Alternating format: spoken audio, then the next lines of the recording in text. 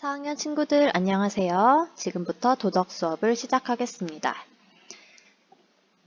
지난 시간에 무엇을 배웠나요? 도덕 공부, 무엇을 어떻게 하는지를 배웠습니다. 도덕 공부의 방법에는 4가지가 있는데 첫 번째, 아는 힘. 가르침을 받거나 스스로 깨치면서 아는 힘을 기릅니다. 두 번째, 생각하는 힘. 무엇이 도덕적인 행동인지 바르게 판단하고 결정하면서 생각하는 힘을 기릅니다. 세 번째, 마음의 힘. 모범을 본받고 자신을 돌아보면서 도덕적으로 살기 위한 마음의 힘을 기릅니다. 네 번째, 행동의 힘. 도덕적인 행동을 직접 실천하면서 행동의 힘을 기릅니다. 우리 도덕 공부에는 이렇게 4가지 방법이 있는 것을 배워보았어요. 자, 오늘은 무엇을 배울까요? 먼저 동영상 하나를 보고 오늘 무엇을 배울지 생각해 봅시다.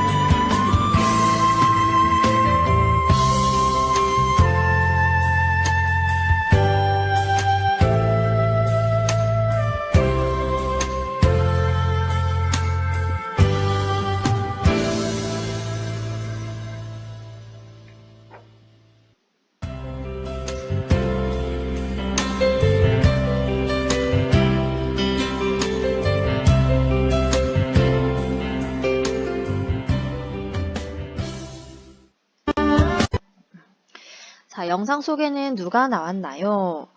가난하고 우둔한 산석이라는 소년과 마을로 유배를 온 한 스승이 나왔습니다. 산석이 나는 어제 배운 것도 기억이 나지 않네. 나는 돌머리인가? 하고 자책을 하니 스승님이 이렇게 말했습니다.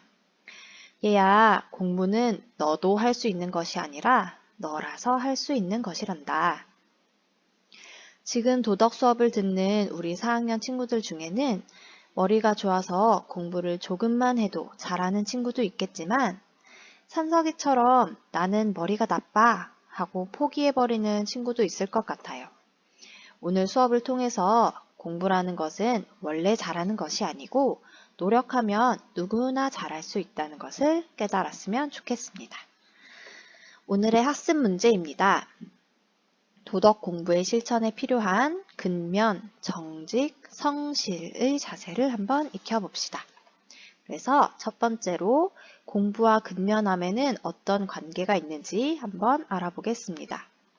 활동 2로는 내 마음의 소리라는 글을 읽고 정직이란 무엇인가 알아보겠습니다. 활동 3에서는 들꽃마을 집배원이라는 애니메이션을 보고 성실이란 무엇인가 알아보겠습니다. 자, 첫 번째, 공부와 근면함이라는 글을 읽어보겠습니다. 자, 먼저 근면이란 것은 무엇일까요? 여기 밑에 나와 있네요. 근면은 부지런히 일하며 힘쓰는 것을 말한다고 합니다. 자, 선생님이 아까 보여주었던 영상을 글로 나타낸 거예요. 한번 읽어보겠습니다. 공부와 근면함. 정약용에게는 황상이라는 제자가 있었습니다. 어느 날 황상은 공부가 잘 되지 않자 스승인 정약용에게 부끄러워하면서 말씀드렸습니다. 스승님, 저는 공부를 못하는 것 같습니다. 첫째는 너무 둔하고 둘째는 꽉 막혔으며 셋째는 답답합니다. 저 같은 사람도 공부를 잘 할 수 있을까요? 제자의 말을 들은 정약용이 말했습니다. 공부는 꼭 너와 같은 사람이 해야 한다. 공부를 잘한다는 사람들이 흔히 저지르는 잘못이 여러 가지 있는데 너는 그 중에서 하나도 가지고 있지 않구나. 그러므로 너와 같은 사람이야말로 공부를 제대로 할 수가 있다. 스승님, 힘을 북돋아 주셔서 감사합니다. 그러나 저는 여전히 공부를 어떻게 해야 하는지 잘 모르겠습니다. 어떻게 하면 공부를 잘할 수 있겠느냐? 근면하면 된다. 어떻게 하면 모르는 것을 알 수 있겠느냐? 근면하면 된다. 어떻게 하면 실력을 기를 수 있겠느냐? 근면하면 된다. 그렇다면 어떻게 해야 근면할 수 있겠느냐? 마음가짐을 굳건히 하고 끊임없이 노력하면 된다. 황상은 이후 스승의 말씀을 깊이 새기고 행동으로 옮겨 훌륭한 선비가 되었습니다. 정약용은 황상에게 어떻게 하면 공부를 잘 할 수 있겠냐고 하였나요? 바로 근면하면 된다고 하였습니다. 공부를 하는 사람에게 근면함이 왜 필요할까요?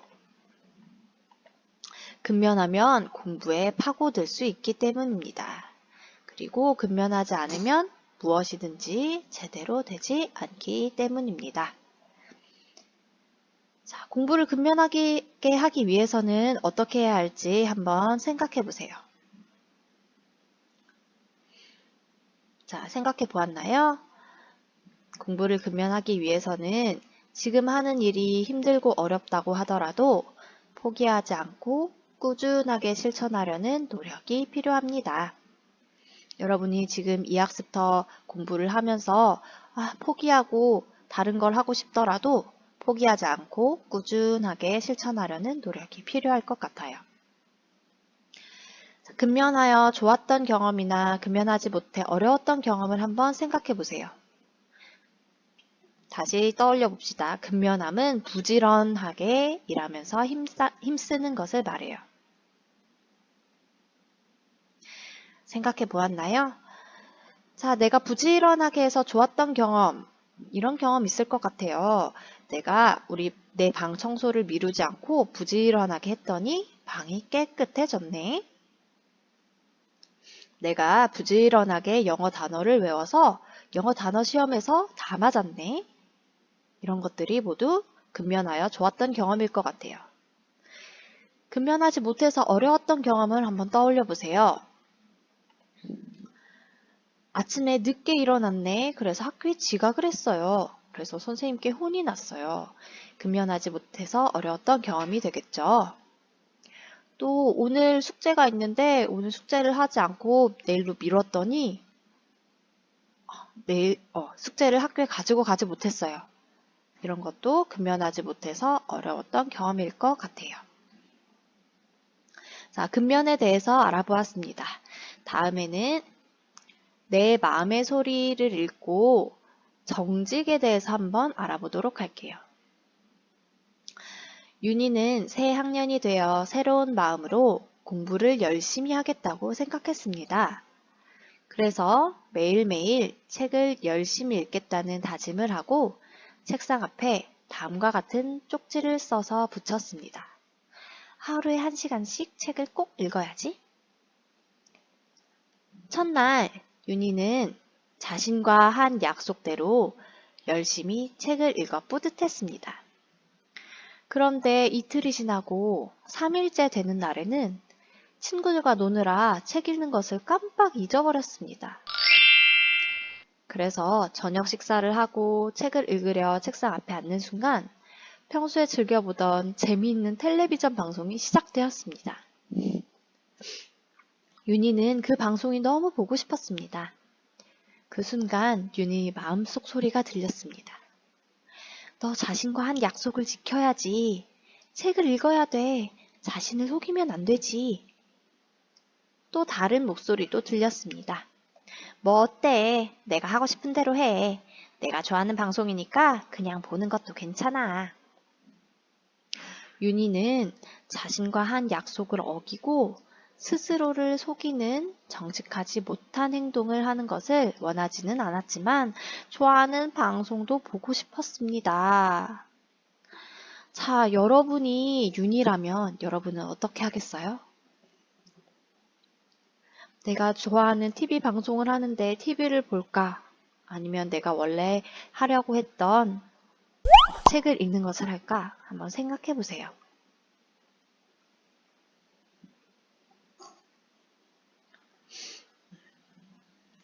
자, 선택을 해보았나요? 만약에 윤희가 자신과의 한 약속대로 열심히 책을 읽는다면 윤희는 자신과 한 약속을 지킨 친구가 되겠죠? 하지만 유혹에 넘어가서 TV를 보게 된다면 자신과의 약속을 지키지 못한 것이 될 거예요. 여기서 내 마음의 소리는 무엇인가요? 나 자신의 양심입니다. 내가 다짐한 약속을 지키지 않는다면 양심에 거리낌이 생겨서 마음이 아플 거예요. 그리고 자신과의 약속을 지킬 때 스스로 떳떳함을 느낄 수 있습니다. 공부하는 사람과 정직한 생활에는 어떤 관계가 있을까요? 공부하는 사람과 정직한 생활은 자기 자신을 속이지 않는 정직함의 관계에 있습니다. 공부하는 사람은 항상 많은 유혹이 있습니다. 하지만 공부하겠다는 자신과의 약속을 지키지 못할 때 핑계를 대지 않습니다. 핑계는 스스로 속이는 것이 되기 때문입니다. 여러분 잠시 영상을 멈추고 16쪽의 밑에다가 한번 적어주기 바래요. 공부하는 사람과 정직한 생활은 어떤 관계가 있을까요? 자기 자신을 속이지 않는 정직함과 관계가 있습니다. 우리 이렇게 정직함에 대해서도 알아보았어요. 이번에는 애니메이션을 보고 성실함에 대해서 한번 알아보겠습니다. 들꽃마을 우체부. 산으로 빙 둘러싸인 작은 마을에 젊은 우체부가 새로 왔어요. 자네는 몸이 좀 허약해 보이는군. 우체국장은 못마땅한 표정을 지으며 혀를 끌끌 찼죠. 오는 사람마다 힘들다며 포기하고 가버린 일인데 자네가 할 수 있겠나? 그러자 젊은 우체부는 눈물을 흘리며 사정했어요. 며칠만이라도 저에게 일을 맡겨주십시오. 열심히 하겠습니다. 우체부의 어머니는 병원에 누워 있었어요. 그래서 아무리 힘들더라도 열심히 일을 해야만 치료비를 낼 수 있었답니다. 첫날 우체부는 들꽃마을로 가는 편지를 배달하게 되었어요. 들꽃마을은 험한 산을 2개나 넘어야만 갈 수 있는 아주 먼 곳이었답니다. 길이 너무 험해 자전거를 탈 수 없었기 때문에 젊은 우체부는 걸어서 산을 올라갔어요. 험한 산길을 따라가다가 계곡을 건너고 2개의 산을 힘겹게 지나 소나무 숲길로 조금 더 가다 보니 아주 작은 마을이 보였어요. 저 편지요! 편지 왔어요! 우체부는 배달을 무사히 마치고 우체국으로 돌아왔습니다. 다음 날에는 들꽃마을에 배달할 편지가 없었어요. 그리고 그 다음 날에는 들꽃마을 편지가 한 통뿐이었죠. 저 한 통밖에 없으니까 모아두었다가 나중에 한꺼번에 배달해야지. 우체부는 생각했어요. 다음 날에는 2통의 편지가 도착했답니다.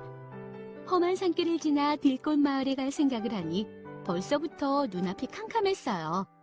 결국 우체부는 또다시 배달을 미뤄버렸답니다. 저녁 때 우체국장이 넌지시 말했습니다. 자네도 역시 그 들꽃마을의 배달의 편지를 계속 모아두는군. 아, 내일은 꼭 배달하겠습니다. 오늘 일을 내일로 미루면 내일은 더 힘들어져. 그러다 보면 자네도 역시 우체부 일을 포기하게 된다네. 젊은 우체부는 깜짝 놀랐어요. 어머니를 위해서는 일을 포기할 수가 없었거든요. 다음 날부터 우체부는 매일매일 들꽃마을로 배달을 갔습니다. 가는 길에 피어있는 꽃들과 소나무 숲과 작은 동물들에게 이야기를 건네고 마을 사람들과 인사를 나누면서 하루하루를 성실하게 다녀왔죠. 허약했던 젊은 우체부는 들꽃마을로 배달을 다니기 시작하면서 점점 더 두 다리가 튼튼해지고 체력이 좋아지기 시작했어요. 어머니의 치료비를 낼 수 있는 것은 물론 이웃들에게 신뢰와 존경까지 받게 되었답니다. 어린이 여러분, 뿌리만큼 거둔다는 속담을 알고 있나요? 이런저런 핑계를 대고 게으름을 피우는 사람보다는 매일매일 성실하고 부지런하게 자기 일을 하는 사람이 더 많이 뿌리고 더 많이 거둘 수 있다는 것은 참으로 당연한 일이에요. 들꽃마을 우체부처럼 성실하게 생활하다 보면 몸도 마음도 건강해지고 보다 멋진 삶을 살 수 있다는 사실 꼭 기억하세요.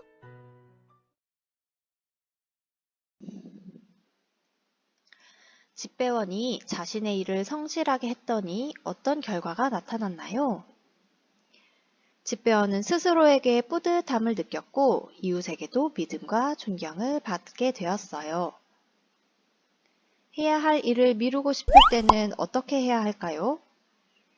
피하지 말고서 차근차근 해보면 좋겠습니다. 또 잠시 영상을 멈추고 도덕교과서 17쪽에 꼭 적어주기 바래요. 자, 오늘의 수업을 정리해 보겠습니다. 오늘 우리는 근면, 정직, 성실에 대해서 배워보았어요. 근면, 정직, 성실은 무엇일까요? 근면은 부지런히 일하며 힘쓰는 것을 말하고, 정직은 나 자신을 속이지 않고 떳떳하게 사는 것입니다. 성실은 오늘의 할 일을 내일로 미루지 않는 것이에요. 오늘 수업을 듣고 여러분은 어떤 생각을 하게 되었나요? 요즘 여러분이 집에서 이 학습터를 볼 텐데 근면하게 아침에 정해진 시간에 이 학습터에 접속하는 친구들이 있겠죠? 칭찬합니다. 그리고 정직하게 동영상을 끝까지 시청하고 교과서의 필기도 열심히 하는 친구도 있겠죠? 그 친구들도 아주 칭찬합니다. 그리고 오늘의 이 학습터를 내일로 미루지 않는 성실한 친구들도 많이 있을 거라고 생각해요.